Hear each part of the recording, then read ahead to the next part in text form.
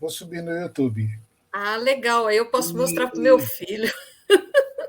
Isso. Também vai ficar no Facebook também. E deixa eu melhorar um pouquinho agora a visualização. Boa noite, Divina. Vamos começar nosso bate-papo.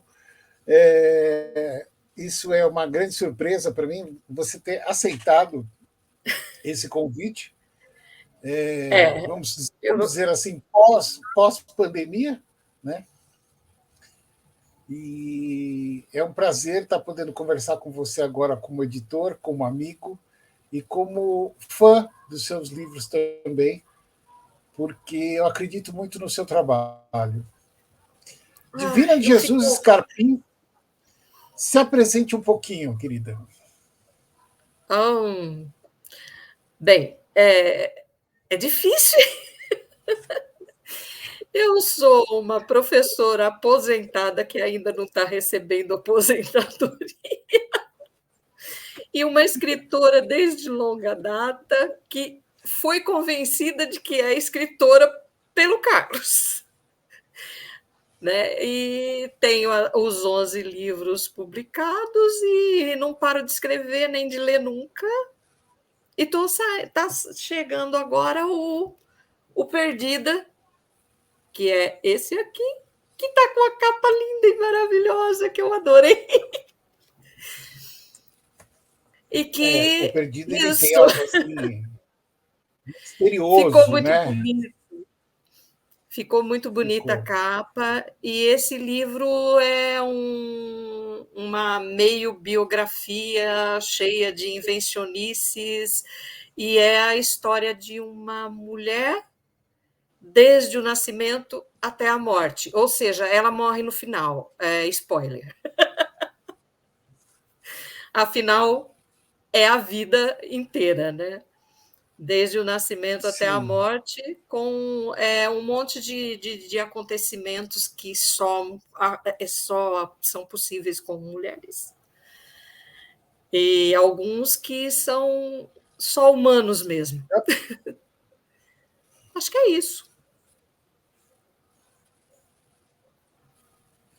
A Divina, ela tem uma característica que vai muito contra as quartas capas, a contracapa que muitos escrevem, convidam pessoas para dar sua opinião, fazer uma leitura crítica, ou então entra um acadêmico falando alguma coisa interessante, profunda do livro, na linguagem, na estilística, nas figuras de linguagem. A Divina ela é tão autêntica que ela mesma muitas vezes coloca nas contracapas dela, como desse livro, textos como esse. Atenção! Este livro contém falas, pensamentos e opiniões que podem não agradar as pessoas que são radicais de direita. Esse livro contém falas, pensamentos e opiniões que podem não agradar as pessoas que são fundamentalistas religiosas. Duas condições que, principalmente no Brasil atual, tendem a descrever um mesmo e único grupo de pessoas. Se você for uma dessas pessoas, vai por sua conta e risco. Vai se sentir meio questionada, no mínimo. Perdida é o penúltimo livro, é o último livro dela, da Divina, que começou com uma trajetória de 11 livros. O primeiro livro é Deus Não Existe e Eu Posso Provar, que foi de um primeiro encontro que eu tive com a Divina, um encontro bastante assim que é inesquecível, inclusive, né? E marcante, né? Eu estava numa feirinha de livros, estava lá começando uma editora, ela para e vem me perguntar: você publica livros religiosos? Sobre ateísmo. Eu fiquei parado assim. Até então eu nunca tinha publicado, mas como todo editor e toda editora precisa ganhar alguma coisa, né? Precisa sobreviver, eu disse sim. Mas eu não imaginava que encontrar um universo tão vasto de uma mulher que escreveu livros infantis, se inspira na vida, se inspira em livros, se inspira no mundo à sua volta, com tanta profundidade e se inspira nela como um ser mulher, o que para mim é um ser assim poderoso no mundo. Para mim a mulher é um ser poderoso. Eu gostaria de ser mulher, né? Bom, mas fora as minhas confissões de editor, depois ela passou ali assim, como eu não gostaria de ser xadrez, homem, não, Carlos. xadrez de polvo. Xadrez de polvo. Olha como essa mulher escreve. Não é qualquer coisa. Eu sou tagarela com caneta, com computador e com a boca. Ótimo, querida. Xadrez de Pombo é uma coletânea de textos e questionamentos que percorreram a internet. Ela reuniu muitas das conversas, discussões. Eu li uma primeira vez e fiquei assim, puxa vida, ela tem tudo para ser famosa. Só que como ela é uma pessoa autêntica, como ela é uma pessoa autêntica demais... São anos de conversas com pessoas que aceitavam debater comigo, conversar comigo com respeito e educação. Aí eu fui guardando e fiz um compilado e saiu o Xadrez de Pombo. Exatamente. Interessante que tem todos esses diálogos, né? Essas conversas, e, ao mesmo tempo, tem o pensamento quase que filosófico e visão da divina, quase não, filosófico, da vida, né? Pela divina. Então, é um livro muito profundo nesse sentido, né? Eu li uma boa parte, né? Na época, depois eu li de novo, inteiro, e vi o quanto ela foi insistente com as pessoas nos seus argumentos. O que hoje em dia também é algo assim que as pessoas estão perdendo. Argumentar, ter senso crítico, criticar, né? Isso eu acho assim... Sem partir para a ignorância e o xingamento na primeira resposta. Sim. Sem dúvida. Não, xingar faz parte do ser humano. Eu acho que, né, a gente xinga, né? A gente xinga mesmo. Ah, sim. Mas é que tem gente que entra na internet já para xingar, não quer ouvir, não quer ler, não quer argumentar, quer só ofender, né? Já vai direto para a ofensa. Infelizmente, tem bastante assim. Mas não são todas, por isso que eu conversei com tanta gente que, num compilado, num resumo, deu para fazer um livro dessa grossura. Então, nem todo mundo é ignorante que só sabe xingar. A internet ela abriu caminhos, né, de muitas discussões e de poucos aprendizados, né, na verdade. Mas a gente sabendo catar acaba aprendendo muita coisa. Eu aprendi muita coisa com as pessoas com quem eu conversei, mesmo quando eu discordava delas e elas de mim. A gente sempre aprende alguma coisa. Ou sempre não, mas acontece bastante.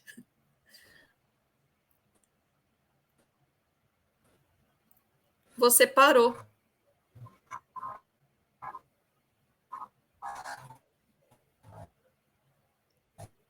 Acho que deu problema aí com você. Voltei. De transmissão, eu estou vendo que só está um pontinho lá para mim. Está meio ruimzinho, porque aqui está chovendo, né? Deixa eu abrir a porta. Ah, aqui entra... essa é outra capa que eu adorei. Outro livro. É um livro de contos, se chama Possíveis e Impossíveis.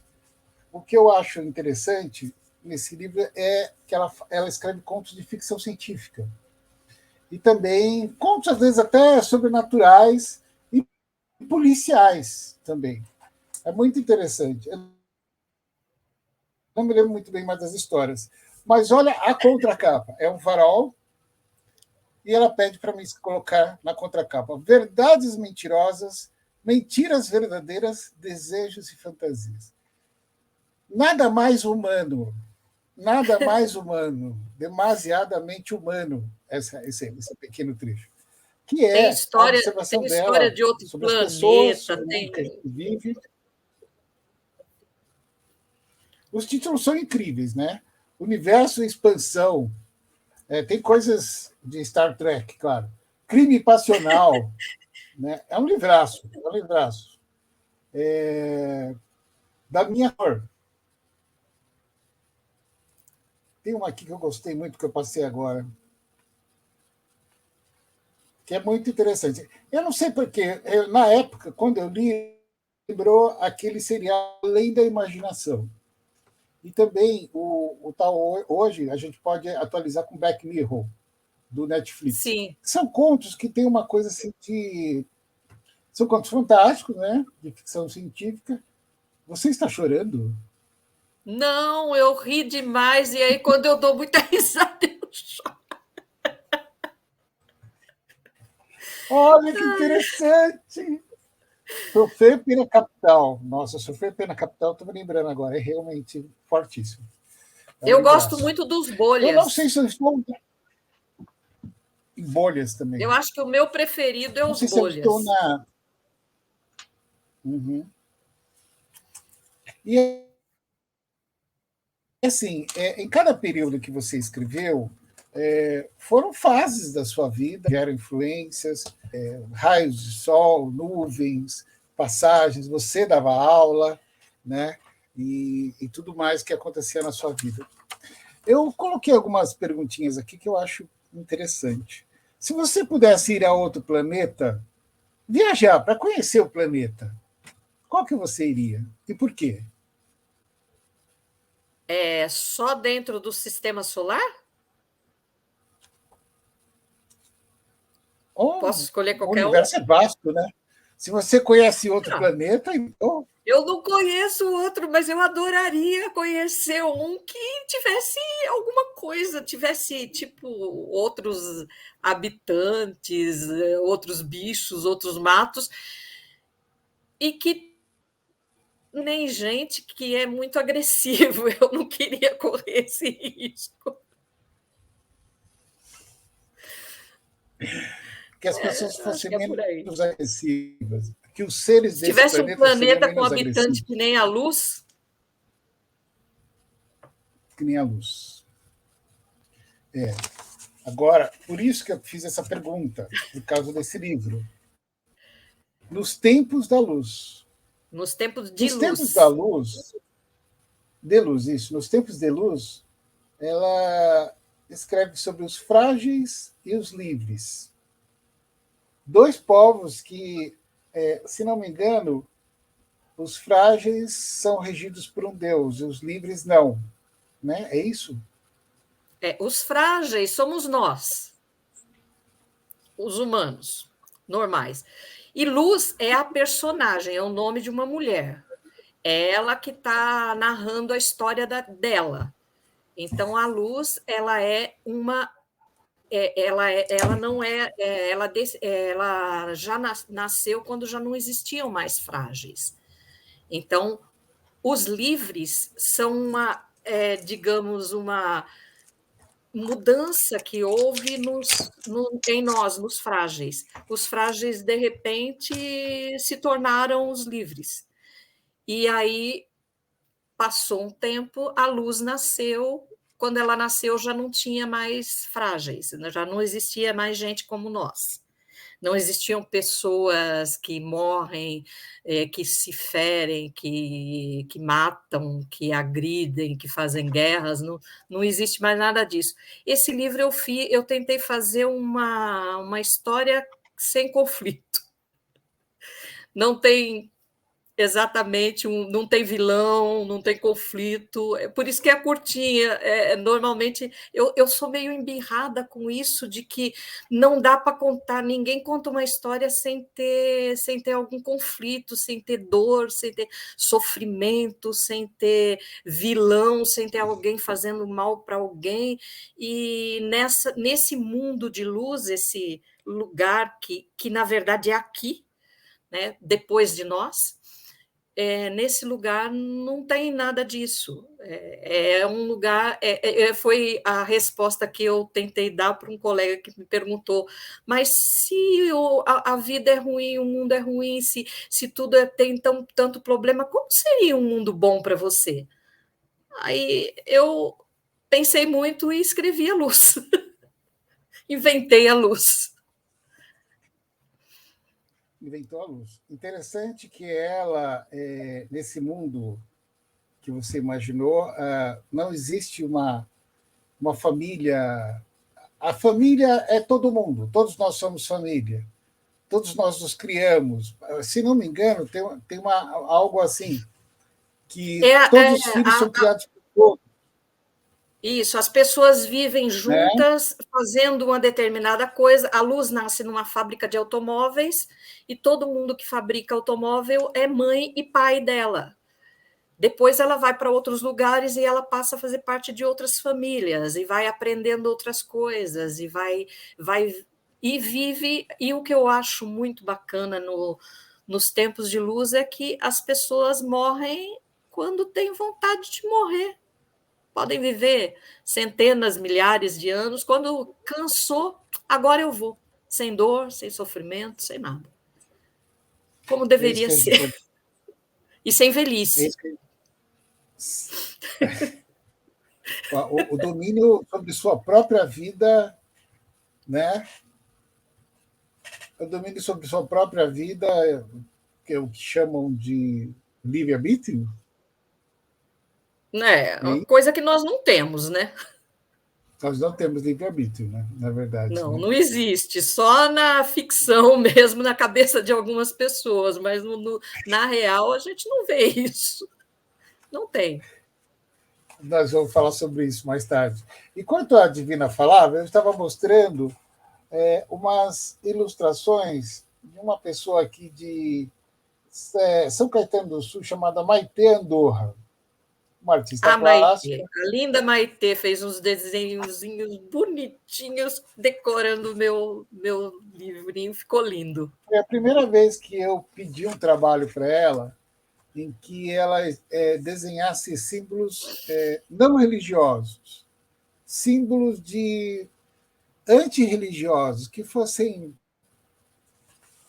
com um aspecto religioso, mas que, na verdade, eles é como se participassem de outra sociedade, que é essa sociedade que você basicamente imagina depois dessa civilização que nós estamos vivendo. Né? Basicamente é isso. Né? Eu me inspirei nisso. E aí ela pegou, desenhou bonitinho, depois eu vou passar esse vídeo para ela. Passou para mim, desenhou, tirou uma foto. Eu fiquei impressionado com a capacidade dela de imaginação do que eu pedi, que foi algo básico que eu pedi. Eu nem dei muito briefing. Né? Aí você percebe que ela ressignificou símbolos religiosos, símbolos antigos, né? Como esse aqui também, por exemplo. Lembra muito a cruz egípcia, mas ela deu um toque especial de arabesco, né? E isso deixou o livro magnífico, com um charme tremendo. Esse aqui também, Enriqueceu. sem querer ter uma coisa meio de ateu, com maçom, com... Por aí vai. Você vai voltando às eras, às épocas, né? Toda a simbologia foi muito significada de acordo com cada sociedade e filosofia de vida e visão de mundo, né? Uma outra pergunta que eu queria te fazer. Nós podemos pensar que nós somos o resultado de toda uma civilização de humanidade no planeta? Nós somos esse resultado grotesco? Olha, humanidade. Nós podemos dizer nós somos temos muito mais conhecimento do que há 100 mil anos atrás, vamos supor assim, né? 2 mil anos atrás, 10 mil anos atrás, como diz Raul Seixas. Na verdade, teoricamente, nós temos mais conhecimento do que poucas décadas atrás, né? Quando eu nasci, não existia computador, nem se pensava em estar fazendo isso que nós estamos fazendo agora. Você na sua casa e eu na minha, e nós duas estamos conversando e um olhando para a cara do outro. O mais parecido com isso era o filme. Não, quando eu nasci, ele nem existia, mas quando meu filho era pequeno, o mais parecido com isso era o filme 2001, Uma Odisseia no Espaço, que o cara entra numa cabine e conversa com a filha olhando para ela. Não existia essas coisas. Então, nós, em termos de tecnologia, a gente evoluiu. Agora, em termos do animal, do bicho que somos, não sei se a gente pode dizer que evoluiu muito, não. Se tivesse evoluído, não estaria acontecendo guerra pelo mundo como está acontecendo agora, né? Eu acho que se o animal humano tivesse evoluído, As não coisas, haveria. a história, a E história não não se haveria repetiria, né? Bolsonaro.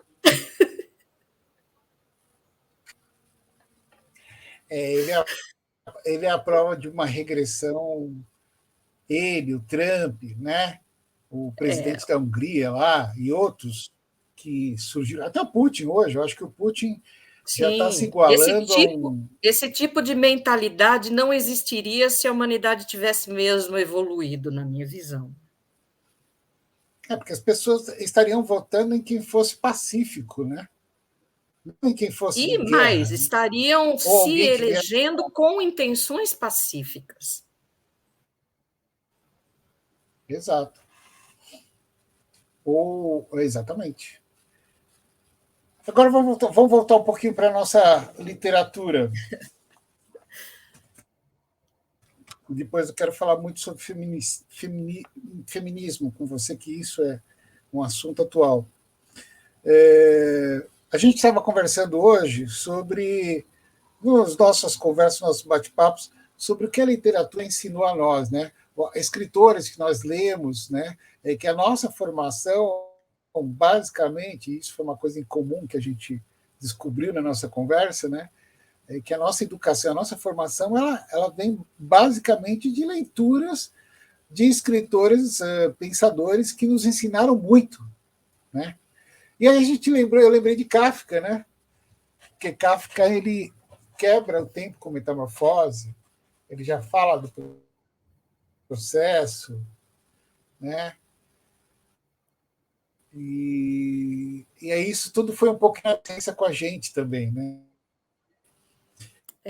Então, E você a gente faz uma. Tem a época, tem a história, tem a história de vida da gente, a época que a gente leu. Eu comecei a ler Gibi do Tio Patinhas, eu adorava o Gibi do Tio Patinhas, depois o Mandrake, eu era apaixonada pelo Gibi do Mandrake. E depois eu li Monteiro Lobato, e aí eu li José Mauro de Vasconcelos, eu li quase tudo dele, depois Jorge Amado, e aí eu até fiquei detonando uma biblioteca, tudo que eu pegava lá que eu achava legal, eu lia, cheguei a ler Machado de Assis, bem antes de Machado de Assis ser recomendado na escola, e assim, José de Alencar, nossa, e me apaixonei por mitologia grega lendo os 12 Trabalhos de Hércules do Monteiro Lobato. E aí, daí, a gostar de filosofia também tem um pouco a ver, e de literatura, e comecei a gostar de escrever, porque eu começava a ler e eu queria fazer a mesma coisa. E eu queria máquina de escrever para escrever, porque eu achava tão lindo. E assim foi. Aí a gente teve o Kafka, eu li o sim. Kafka adolescente, e por causa da religiosidade da minha mãe, eu li a Bíblia aos 14 anos, fiquei horrorizada e achei que o Jesus que minha mãe dizia que era tão bom não era tão bom assim, porque ele não gostava da mãe, ele não tratava a mãe dele muito bem. Eu fiquei meio assim, com 14 anos, né? Fiquei meio assim, o que é isso? E aí foram os meus primeiros questionamentos a respeito do que eu aprendia da religiosidade da minha mãe. Mas eu demorei muito para ficar herege de verdade. Ou seja, você com o tempo foi eliminando muitos dos seus aprendizados que você ficava muitas vezes horrorizada, né? Carlos Drummond de Andrade, você lembra quando Ai, você leu? nossa. Eu li Carlos Drummond de Andrade no ginásio. Eu lembro que eu tive um professor que ele começou a falar no meio do caminho tinha uma pedra no meio do caminho, tinha uma pedra. E aí a gente não entendia nada. Que quer dizer isso? E parece que o professor também, não sei, eu não sei se ele conseguiu explicar, porque eu acho que eu não consegui entender. Aí eu fui procurar esse cara na biblioteca, porque eu pegava livro na biblioteca da cidade, né, de São Bernardo do Campo, eu morava em São Bernardo, e eu fui pegar um livro desse cara para ver se tinha alguma coisa que dava para eu entender. Aí eu li alguns poemas dele e eu me apaixonei. Eu teve uma cena muito legal, acho que foi no primeiro livro dele que eu peguei, quando eu estava lá na quinta série, que ele tinha um livro, vários poemas sobre vários estados. Então, ele fazia um poema sobre São Paulo, um poema, e aí tinha lá poema sobre a Bahia. Aí ele só escreveu algo assim: eu preciso fazer um poema sobre a Bahia, mas eu nunca fui lá.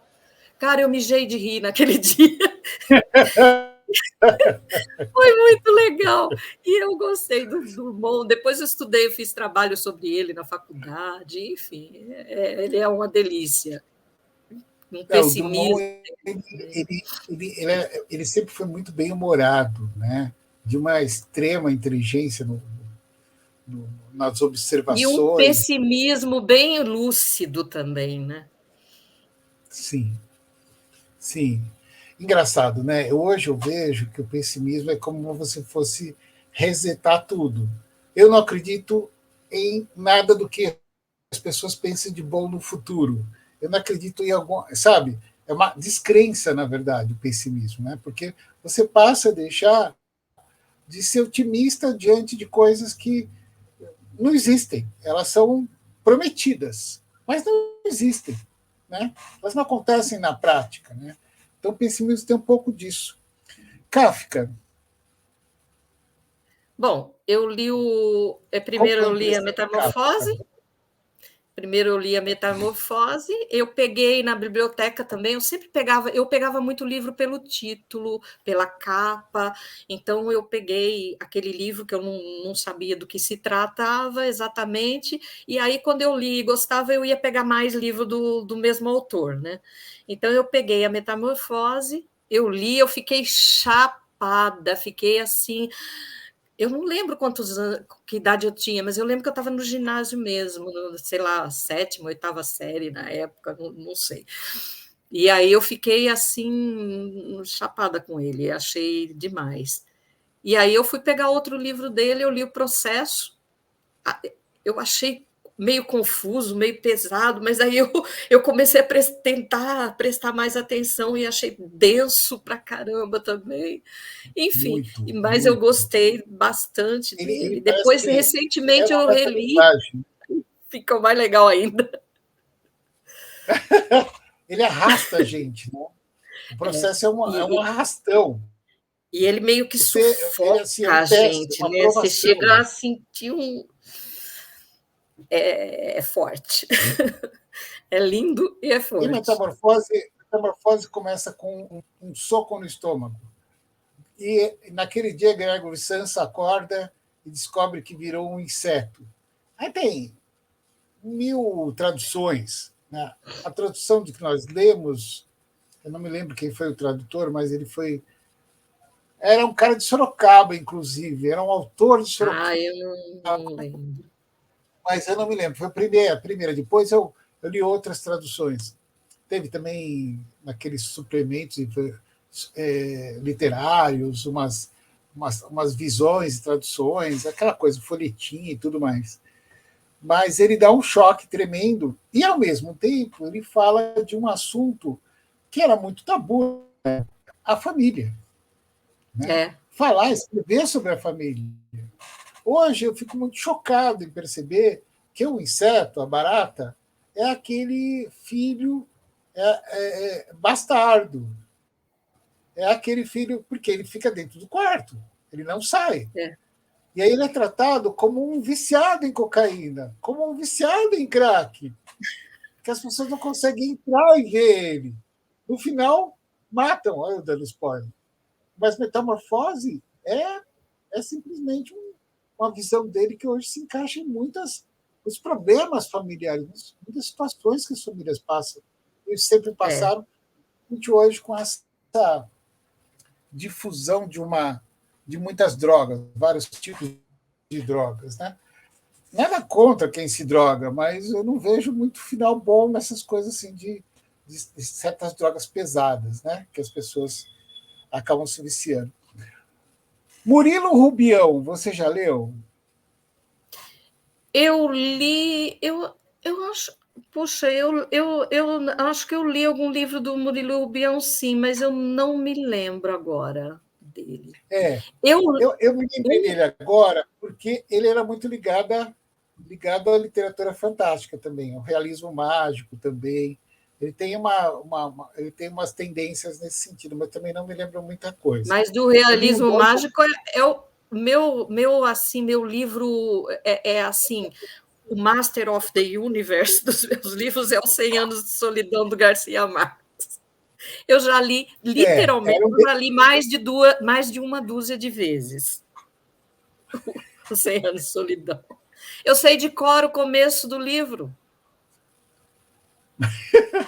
Eu decorei o começo do 100 Anos de Solidão. Muitos anos depois. Deixa eu falar. Muitos anos depois, diante do pelotão de fuzilamento, o coronel Aureliano Buendia havia de recordar aquela tarde remota em que seu pai o levou para conhecer o gelo. Ele começa assim. É lindo. Aquele livro é maravilhoso. E dos nossos, eu acho que o que se equipara, que é tão terrivelmente maravilhoso como é o Grande Sertão Veredas, do Guimarães. Como aquele livro é bom. Como aquele livro é bom. Eu muito bom, fiquei assim, brasileiríssimo, chapada. né? Poesia pura, nossa, demais. Foda. O Guimarães ele tinha uma coisa que eu, pelo menos, não sei se um dia conseguiria chegar a isso. Ele tinha um conhecimento da nossa língua, do nosso idioma, de muita profundidade. E dos dialetos do sertão, do nordestino, do sertanejo, né? Ele transportava todo aquele mundo em que as pessoas ditas da elite, né, ignoravam, né? E transformava aquilo tudo num, né? Fantástico. Assim, eu li Grande Sertão, mas uma vez só, foi um chute. Eu falei, não, tem que ler quando eu estiver um pouquinho mais maduro esse livro. Eu li 2 vezes. 2 vezes. Que coragem. Mulheres? Ai, a Lígia Fagundes Telles, eu gostava muito. Eu li um dos contos dela. A Clarice, eu li a Clarice. Eu li a nossa... Caramba, Raquel de Queiroz, o 15, muito legal. E outros livros dela também. E então, quem mais que eu lembro agora? A Cecília, né? Os poemas da Cecília Cecília. Meirelles. Cara, que coisa linda. Ela tem poemas fabulosos, ela é maravilhosa. Eu gostava muito da Tem uma Cecília. profundidade tremenda. Né? E eu li as meninas que não apareceram na minha época de faculdade, né? Como O Quarto de Despejo, né? Agora Maria de como é Maria de Jesus? Maria Carolina de Jesus. Maria Carolina de Jesus. Cara, eu esqueci a Carolina. Eu Maria também Carolina troco de muitas Jesus. vezes. Então é São muito. tantas Marias. Eu li também, enfim, eu gosto. Na época da faculdade, antes da faculdade, a gente lia muito livro estrangeiro. Eu lia muito livro assim, Não, na época da faculdade a gente lia, eu li muito em letras livros clássicos, não estrangeiros, livros clássicos, né? O Carlos Drummond de Andrade, eu li o Fernando Pessoa. Nossa, Fernando Pessoa também foi uma descoberta fenomenal para mim. Eu fui descobrir ele bem depois, eu já estava na faculdade, quando eu já tinha lido alguma coisa do Fernando Pessoa, mas ler ele mesmo bastante, ler um monte, foi só na faculdade. E agora tem aqueles livros que a gente só vai descobrir depois mesmo, fuçando nas internets da vida, né? Como o Quarto de Despejo. O Quarto de Despejo eu conheci em 2016, 2015, no lançamento que aconteceu na FLINC, a Feira de Literatura Negra, lá no Memorial da América Latina. Foi lá que eu comprei, comecei a ler, teve um evento todo, talvez tenha sido o primeiro evento sobre mais profundo sobre a Maria Carolina de Jesus, né, e o Quarto de Despejo. Tinha até uma réplica sobre uma réplica da favela dela, inclusive. Eu tenho fotos dessa época, foi muito bom esse. E foi numa época que uma eu trouxe descoberta, né? Um escritor angolano, né? E aí depois conheci a Aurélio Dantas também, que falou muito do livro dela também. Agora, existem muitas. Marilene Filinto, você já ouviu falar? Já ouvi falar, sim. Eu acho que. Ai, não lembro se Ela eu li. escreveu na Folha nos anos 80. E ela foi muito polêmica na época, porque apoiava os trombadinhas. Lembra o termo trombadinha? Porque ela Sim. falava trombadinha tem que sair para roubar mesmo. E o dono da Folha na época era um dos filhos dos Frias lá, o Otávio Frias, e ele gostava muito dela e mantinha a coluna dela. Hoje ela voltou para a Folha, mas não mudou em nada. Absolutamente uma pessoa muito radical. Na época, ela ganhou o Jabuti com o livro As Mulheres de Tijuco-Papo, que é a cidade que ela morava. Também a temática sobre feminismo, sobre a retirante, a família que sai de lá do Nordeste, vem para São Paulo, vem morar em Bom Retiro, e a luta dela, né, tem muito disso. É uma personagem que mescla com a vida dela, como negra principalmente, né? E As Mulheres de Tijuco-Papo ganhou um Jabuti. Que eu espero que um livro como esse um dia ganhe prêmios também, porque O Femininada. Femininada que você escreveu, são livros de contos que as minhas amigas, as pessoas que compram e lêem, elas falam, poxa, ela dá um soco no estômago, mas bem dado mesmo, porque ela coloca os sentimentos das mulheres nas suas profundezas mesmo. É um livro que as mulheres realmente não conseguem suportar muito, porque fala de uma realidade que muitas vezes a gente procura fugir, né? Na contracapa, ela escreveu: a realidade nos contos da Divina, quer dizer, fui eu que escrevi, acho. A realidade nos contos da Divina descreve um mundo em quatro paredes, mulheres abusadas, violentadas em vários sentidos. Mas, ao mesmo tempo, a leitura desse livro é um mergulho dos mais profundos do universo feminino. São contos que revelam a voz feminina na forma mais cristalina e humana possível. A escritora dá um nocaute no mundo machista em nossos dias e nos apresenta a esperança, aquela que se encontra em cada coragem de não se submeter a uma relação violenta. Esse livro representa a resistência das mulheres que conseguiram se livrar dos seus algozes. Mas é muito pouco o que eu escrevi, porque você descreve mesmo os sentimentos das mulheres e você vive essas mulheres, né? Como o Fernando Pessoa dizia, né? O poeta é um fingidor, né? Algumas dessas histórias são realmente minhas, literalmente minhas, são coisas que eu vivi. Então, por isso. Muito lindo, realmente. E muitas vezes eu me sinto idiota em tentar falar sobre mulheres, porque eu acho que só elas mesmas para falar entre elas. Tanto que eu vou lutar aí para ter uma roda de conversa na Patuscada, roda de conversa nas feiras, entre as escritoras mulheres. Já tem muitas que eu conheço. Eu fico pensando, poxa, vou reunir elas, deixar elas tudo sentadas ali, conversando, no microfone, e acabou. Eu não vou fazer mais nada. Porque elas têm muito a falar sobre essa situação rasgante que a gente vive. Não é verdade? Perdida também.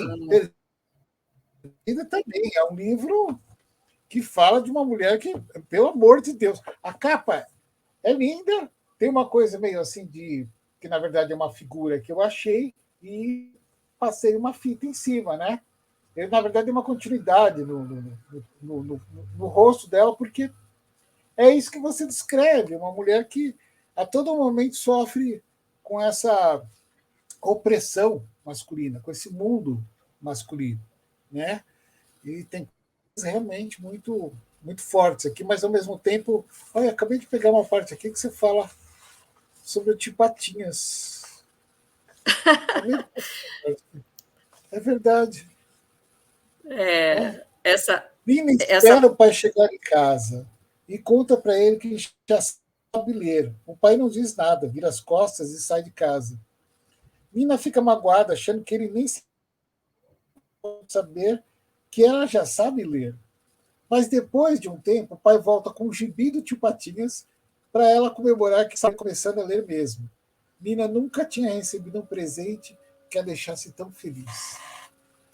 Nina e outros personagens fantásticos que a Divina criou nesse livro Perdida. Maravilhoso. E assim, me lembra, essa passagem me lembra uma passagem que quando eu comecei a ler, eu comecei a pedir para o meu pai comprar jornal. Ele comprava o jornal da tarde, eu abria na sala e começava a ler. Oh, meu Deus do céu. Daí que eu comecei meu a pai adorar a comprava leitura. Meu pai comprava para ele bolsilivros de história de faroeste. Aquelas histórias de cowboy, não sei o quê. Ele Sim, lia, depois passava para mim e eu lia. Aí a primeira coisa que eu escrevi na vida foi uma história de faroeste. Por E você causa tem disso. guardada? Tem Nada, perdi guardada? pela Claro, vida claro. aí, sumiu. Eu lembro do nome, chamava Cidade Escravizada.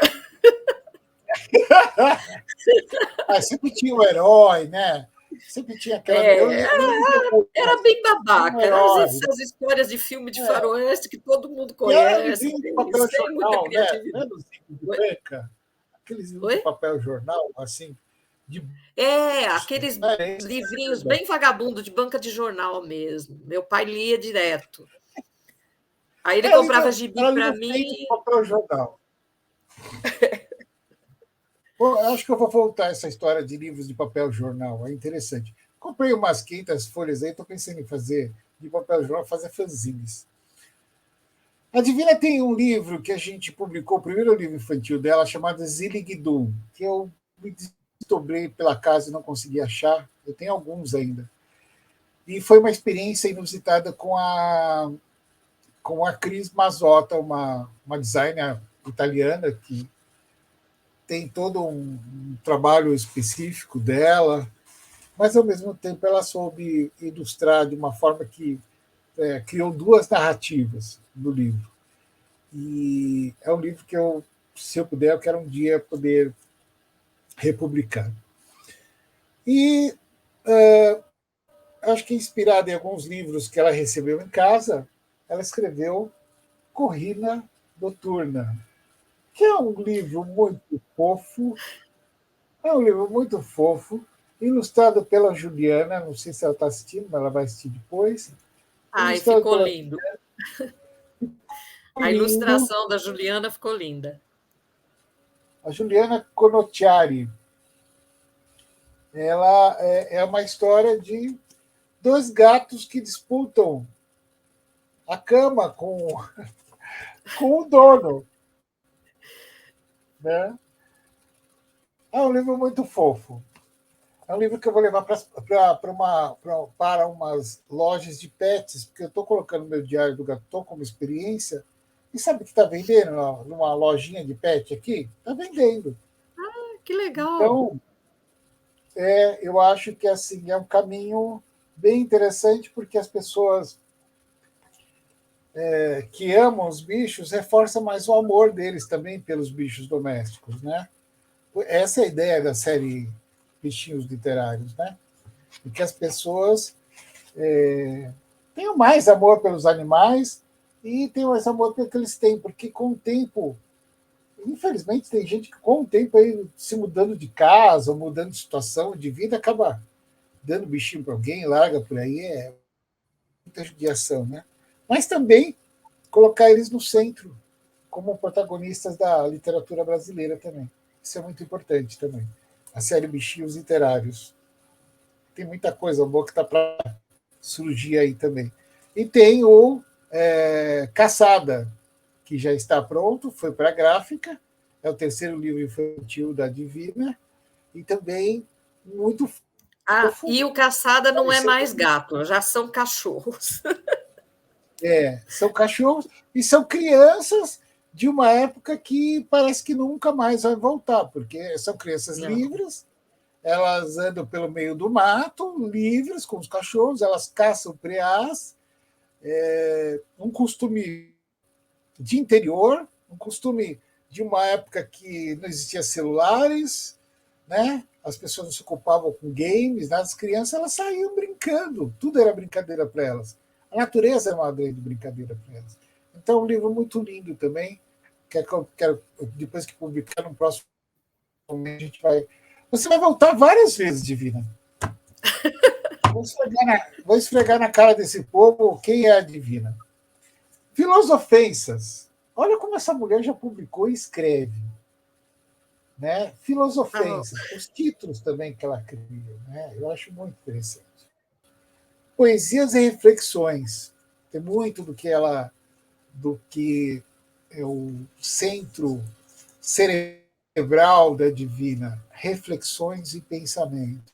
Uma pessoa que a todo momento pensa na nossa humanidade, né? Pensa em volta do que a gente vive, né? O que mais? Femininada e a Perdida falam da mulher. Divina, você, na pandemia, ficou sabendo de alguma mulher que foi abusada, que estava passando por alguma situação? Você já, não só na pandemia, mas na sua vida, quantas mulheres você já viu sofrer na mão de homens? Eu já ouvi muitas histórias e já vi alguns casos, e casos de abandono, enfim. E ouvia muitas histórias, inclusive histórias antigas, né, da minha mãe, que me marcaram muito, histórias que a minha mãe contava, que me marcavam muito, porque ela contava histórias daquela época antiga, que as pessoas moravam no interior, e uma das histórias que ela contava era de um casal que era vizinho dela, que quando a mulher ficava grávida, naquela época não ia para o hospital, né? Tinha filho em casa. Enquanto a parteira estava com a mulher, o homem ficava do lado de fora da casa. E quando a criança nascia, a parteira avisava. Se fosse menina, se fosse menino, ele entrava para ver a criança, todo feliz, ia comemorar. Se fosse uma menina, ele saía de casa, ia para os puteiros da vida, passava um tempão chorando as mágoas por ter tido uma filha, e acusava a mulher de responsabilidade por não ter dado mais um filho para ele. E essa história me deixava muito pé da vida. E é de verdade, não é uma invencionice, né? E teve amigas minhas que os namorados mandavam nelas, teve alunas minhas que eu tentava tirar essa de serem submissas, porque não, o namorado não deixa eu fazer isso, o namorado não deixa eu fazer aquilo, o namorado me xinga, me briga, me agride. Essas coisas é difícil se conviver, dar aulas e não ver um ou outro caso, seja com alunos, seja entre colegas, né? É verdade. Quer dizer, e também o impacto das notícias, né? Teve uma. Teve não, ainda você assiste uma desses programas de tipo notícias populares da TV, né? Você vê os horrores que acontecem, né? As mulheres ainda se submetendo a homens que É, no de gente início falando elas que existia, feminismo é mimimi. parece que não existe, no começo existia muito amor, mas depois a gente fica se perguntando o que aconteceu, né? Porque você vê, eles estão felizes no casamento, estão felizes no início. Eu tenho conversado, eu conversei muito com uma delegada de uma delegacia da mulher aqui de Diadema, que ela conta que eles já entram no relacionamento com problemas psicológicos, né? Que trazem da família, né? E também da educação que eles acabam tendo da família também. E a mulher hoje, ela está mais solta, mais livre, graças a Deus, ela está bastante se emancipando de toda uma sociedade que, com seus grilhões, tenta aprender. Ela quer dirigir, ela quer ter um emprego, ela quer estudar, ela quer ter sua própria vida, sua própria vida. E se ele não aceitar, ela vai se separar mesmo, né? E é o que está acontecendo, ele não tem E aceitado. às vezes ela separa e o filho da mãe vai lá e mata ela, né? Como a gente está cansado de ver em noticiários. Exatamente, o feminicídio, né? É. E é uma preocupação muito, muito complicada, é muito triste, né? Porque você percebe que a sociedade inteira ainda não se mobilizou contra isso, na verdade, né? Existem campanhas e campanhas, e aí eu criei até um livro sobre isso, confesso que sobrevivi, mulheres que enfrentaram o feminicídio, e porque conheci duas mulheres que conseguiram se livrar de algoz, é algo muito forte, muito pesado, e mudaram a vida delas. Então é possível essas mulheres conseguirem sair dessa situação, mas tem um tratamento em cima de tudo isso, né? Porque eles destroem a psique dessa mulher, eles destroem a autoestima dessa mulher. E você retrata muito bem isso na Perdida, e que já nasce daquele jeito, né? Ela nasceu, já está indo para a cozinha. Nasceu, já está indo para o fogão. Ué, mulher já é isso que acontece. Né? Ela chega aos 12 anos, já está uma mocinha. Nossa, elas dá para fazer muita coisa em casa, que legal. Vira uma serviçal, né? Bem isso. Eu quero estudar. Não, não. Você faz até o segundo grau, se fizer ainda está muito bom. Ainda existem muitas famílias nesse sentido. E você descreve isso nesses dois últimos livros, A Perdida O Quebrada que vai sair ainda.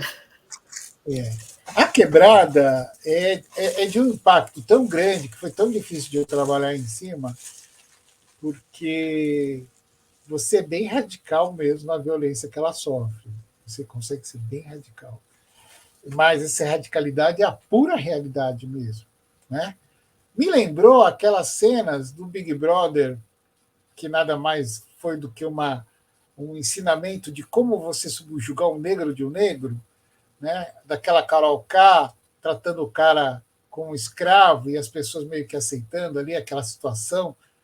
E eu só soube dessa história só. E essa Carol K ficou toda suja no mercado por causa disso.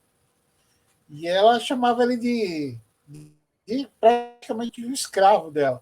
Eu me lembrava desse jogo de poder que a gente vive hoje em dia, em que não só as mulheres sofrem, também muitos sofrem, que é esse microcosmo do poder que a gente acaba convivendo todos os dias, seja na escola, no trabalho, em casa, na família.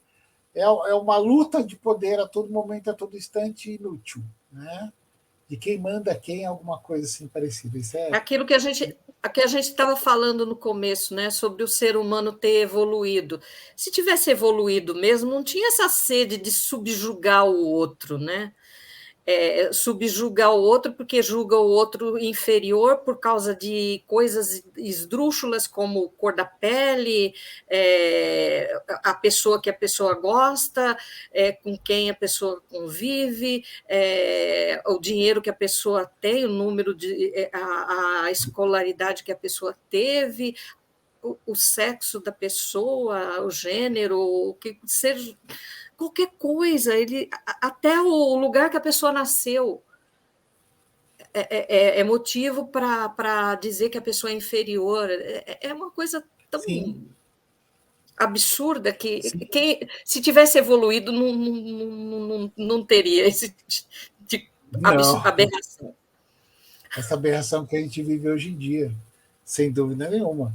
Por exemplo, em muitas entrevistas, eu vejo que as pessoas subjugam o próprio interlocutor. Não, eu já quero ao contrário, eu gosto de uma entrevista que tenha um bate-papo, em que as pessoas possam também ter a liberdade de falar o que elas quiserem, não dentro de uma coisa muito engessada, né? Faltou a gente falar um pouquinho sobre o trabalho solitário do escritor, que eu acho que é um dos trabalhos mais sacrificantes que uma pessoa pode fazer na sua vida. Porque você senta e passa o dia inteiro escrevendo. Né? Para quê? Para quem? Para onde? Acho que escrever é Por meio quê? como. Porque não dá para não escrever.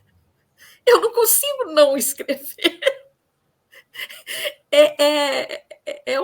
Uma necessidade. A gente está o tempo todo com vontade de. E aí começa a escrever, e o difícil é avaliar o que a gente mesmo fez, né? Então eu escrevo um negócio, aí eu leio, aí eu falo, ai caramba, será que está bom? Às vezes eu acho que não está.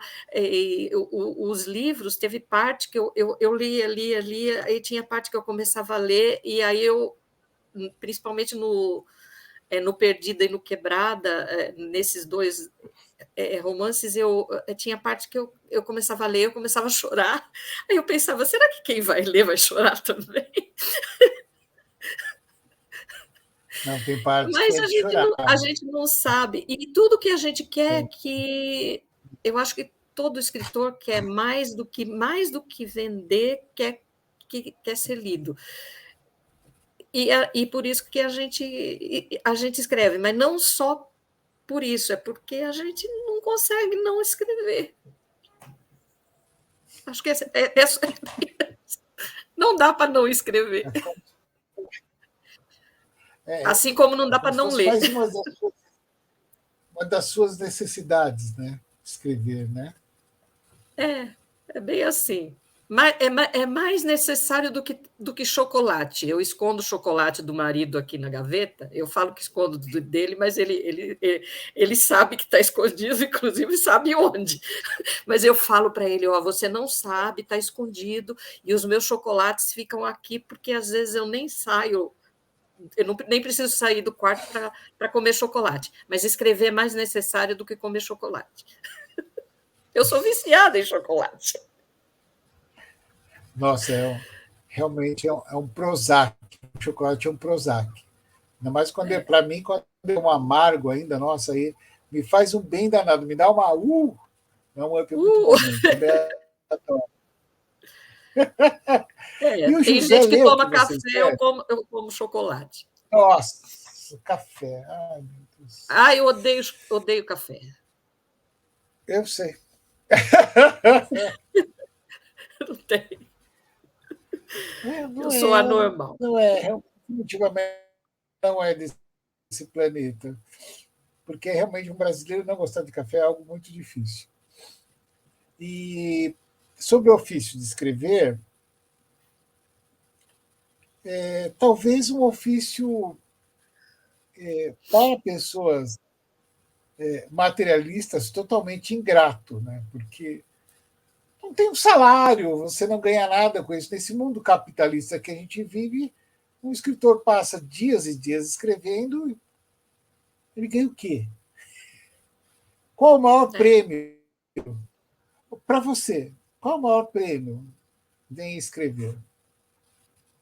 Em É terminar um livro? quando alguém lê e fala que gostou, eu receber algum e-mail, algum retorno, e é uma pessoa que leu o que eu escrevi, que gostou e que comenta, que diz que é legal. Até aqueles testículos que eu posto no Facebook, na, na minha página do Recanto das Letras, às vezes eu recebo algum comentário, é bem bacana, é bem gostoso. Não, não, e assim, eu já não sei se eu cheguei a citar, mas ele já é um livro de crônicas bem bacana. Já tem muita coisa ali que você escreve que são marcantes, porque você fala da história, você fala do momento. Isso a gente não vê mais esse tipo de publicação hoje em dia, assim, né? Ó, o Luiz Fernando Veríssimo ele escreveu livros em que ele fala da política, fala da época, fala da nossa era, fala de comportamento, mas de uma forma como bem humorada, de crônicas. Ele cita o que Ele é acontece muito bom. como Rubem Braga. Nossa, Rubem Braga, meu Deus do céu, Nossa, sensacional. um monstro cronista, o pai dos cronistas, né? E você também tem essa desenvoltura como cronista. O que você escreve no Face muitas vezes são crônicas, porque você fala um pouquinho do que você pensa dentro, calcado naquela realidade do dia, do que está acontecendo, do que estão debatendo, do que está rolando, inclusive. Né? Isso é muito, muito interessante. Assim, eu fico me perguntando muito sobre esse ofício de escrever, porque eu escrevi pouco na vida. Eu comecei a escrever romance, a escrever alguns contos, e vi quanto era sacrificante. E você tem isso mais um pouco, né? Que já escreveu, e aí você chega para mim e fala ainda no bate-papo lá.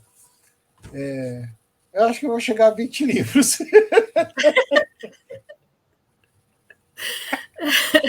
Eu sei que você estava brincando, mas eu não podia deixar de registrar isso. Será que eu chego aos 20 livros? Eu acho que. É.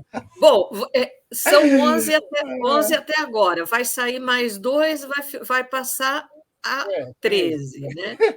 Aí ficam faltando poucos para chegar a 20. Quem sabe?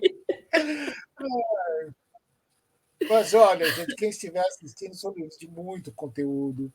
São livros de uma mulher que também ensina, que também, como a gente está falando de escritores que marcam a vida da gente, que também podem marcar a vida de uma mulher.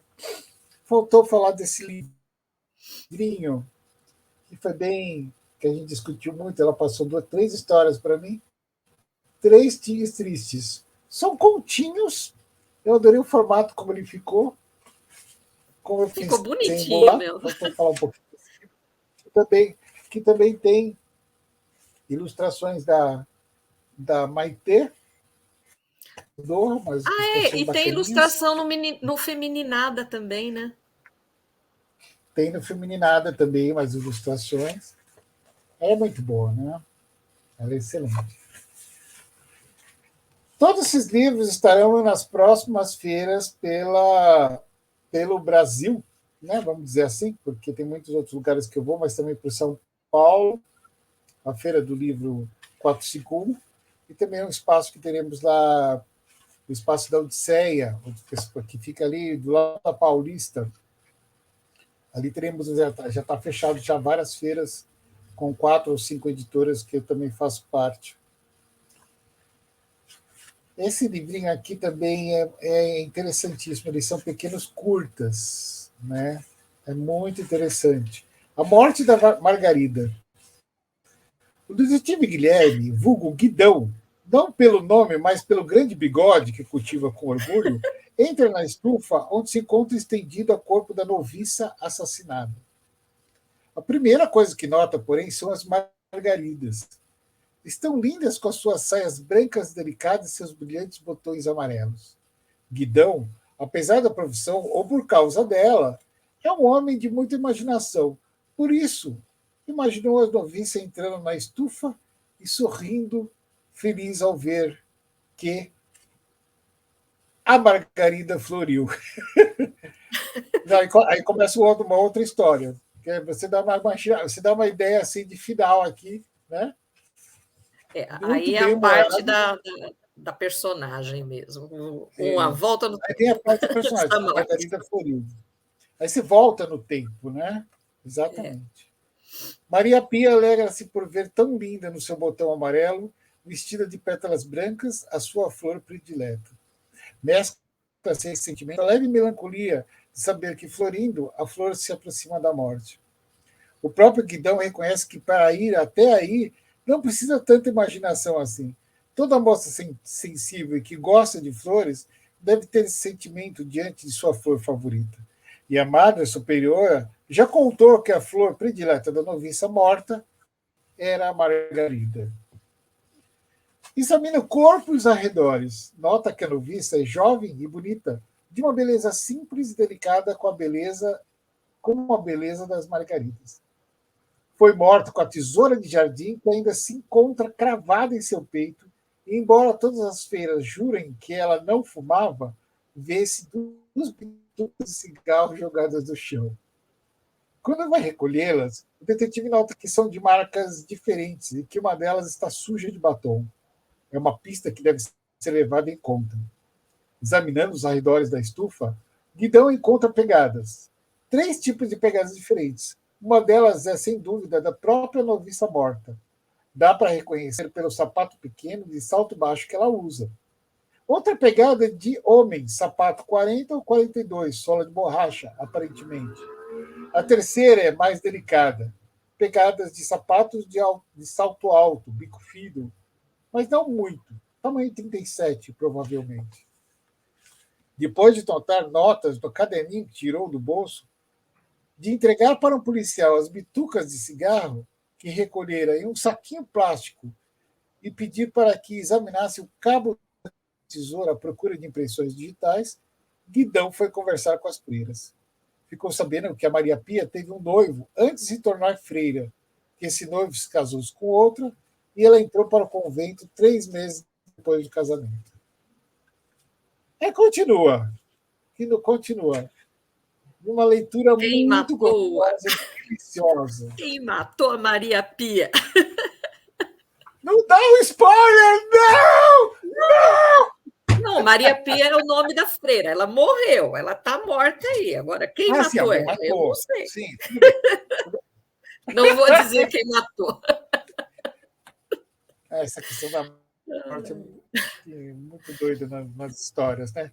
A gente sempre, parece que todo escritor tem uma vontade de matar um personagem de alguma forma quase que realística, né? De repente era uma vontade de matar alguém, alguma coisa subconsciente.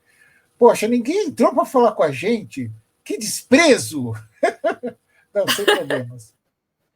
Eu sei que está todo mundo muito ocupado, eu convidei muitas pessoas, mas teremos outros momentos, com certeza, Divina. Tá certo. Vamos fechar agora com essas considerações, que é uma das coisas que eu mais fico pensando no escritor que escreve. No escritor que publica tantos livros assim como você, que tem essa vastidão de imaginação. Você escreve para transformar o mundo?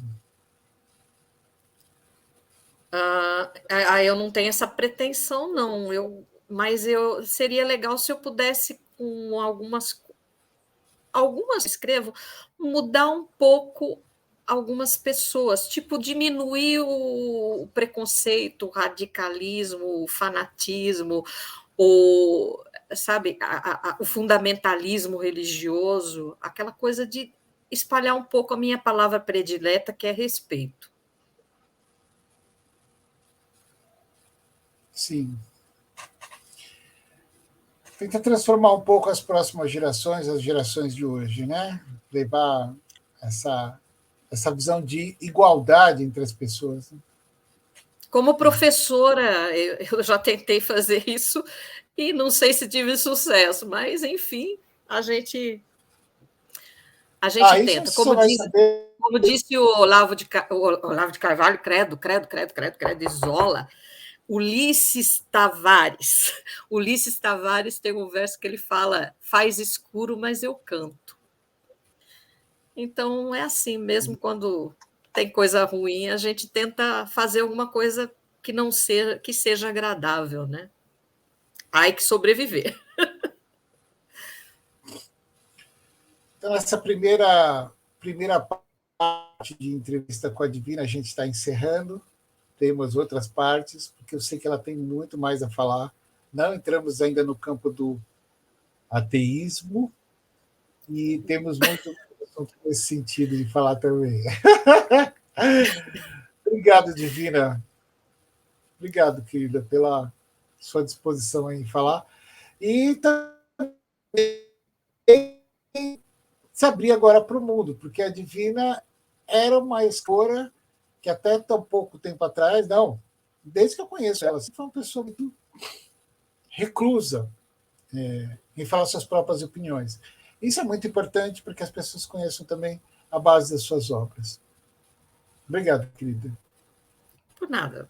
Até a próxima. Até, querida. Beijo. Abraços. Tchau. Mais. Vamos encerrar.